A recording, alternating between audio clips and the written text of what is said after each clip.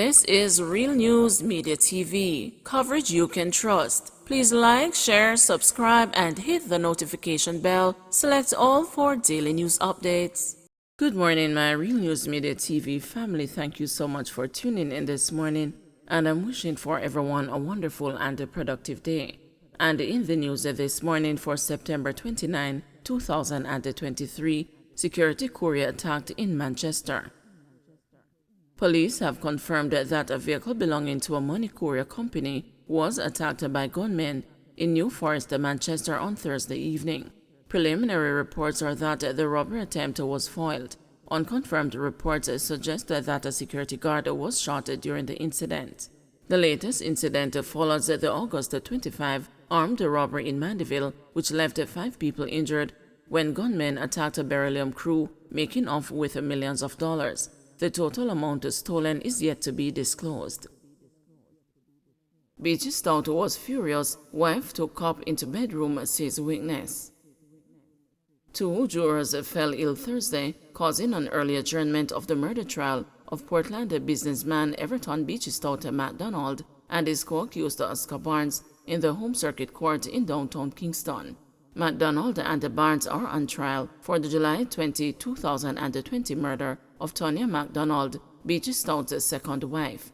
Her partially burnt body was found slumped beside her raised motor vehicle on the Sherwood Forest main road in Portland with her throat slashed.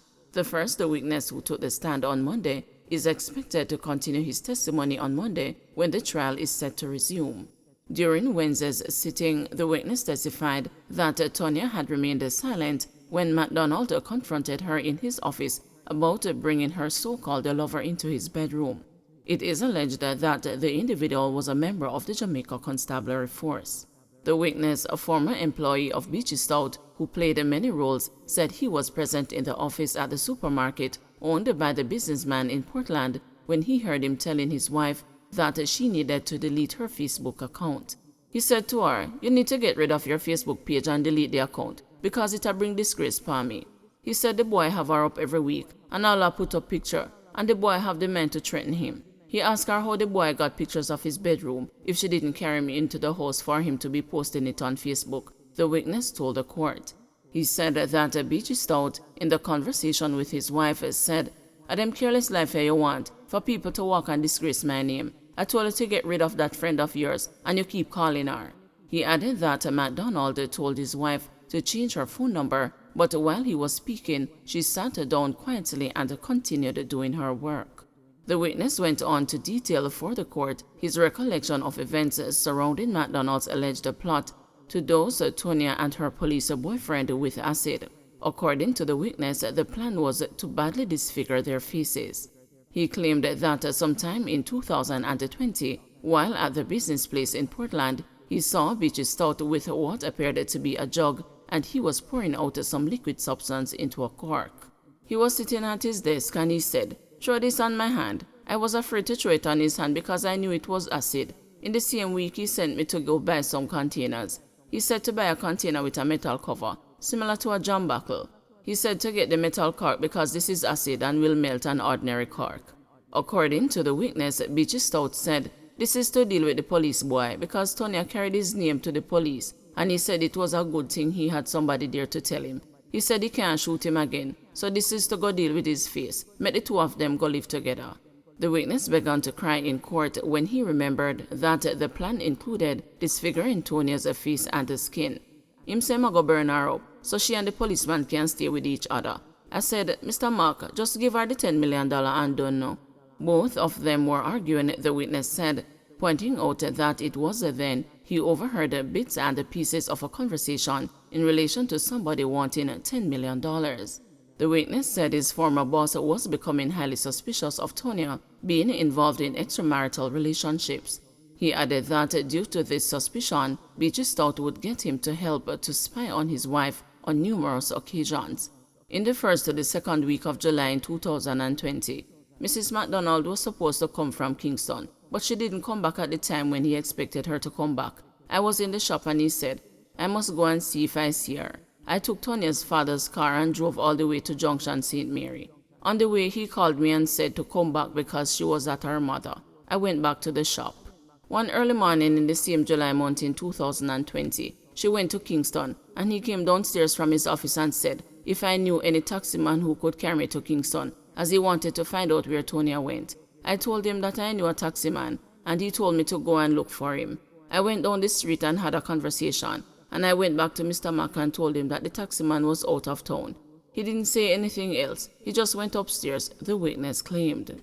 Mr. Mack said he noticed that when she left in the mornings, she didn't come back until night. He wanted to know what was holding her until night. After he and I spoke, he said he knew what he was going to do. He said he was going to call some boys and make them follow her, the witness told the court.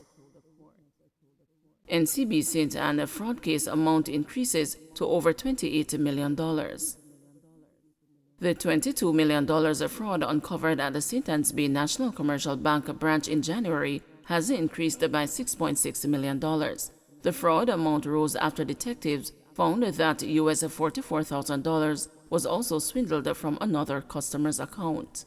Kadeen Thomas, a former NCB wealth advisor who was fingered in the matter, was as a result slapped with 8 additional counts of breaches of the Larceny Act, Forgery Act, Proceeds of Crime Act, and the Cyber Crimes Act. The 35-year-old was slapped with the new counts of fraud charges after leaving the St. Anne Parish Court, where the matter was mentioned, and the new date is set for December 13. Thomas's $5 million bail was also extended.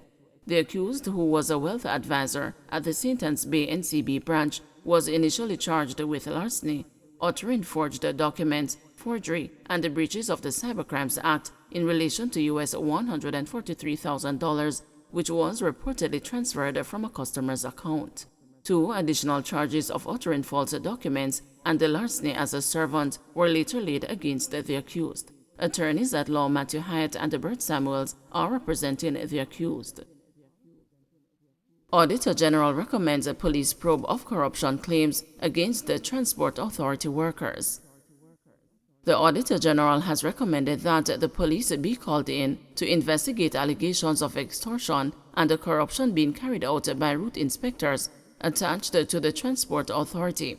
In her special report, Auditor General Pamela Monroe Ellis said allegations of corruption were made against the route inspectors accused of collecting parking fees from public passenger operators who failed to terminate in the Water Lane bus park in downtown Kingston. She added that her team received the information accusing other members of the authority of illegally selling Hackney carriage license, which had been publicly declared closed since 2018. The Auditor General said her team did not pursue these allegations due to limited resources. She, however, recommended that the allegations of corruption against the members of the Transport Authority be investigated by an entity with the investigative authority to do so. Don't forget to like, share, subscribe, and hit the notification bell. Select all for daily news updates.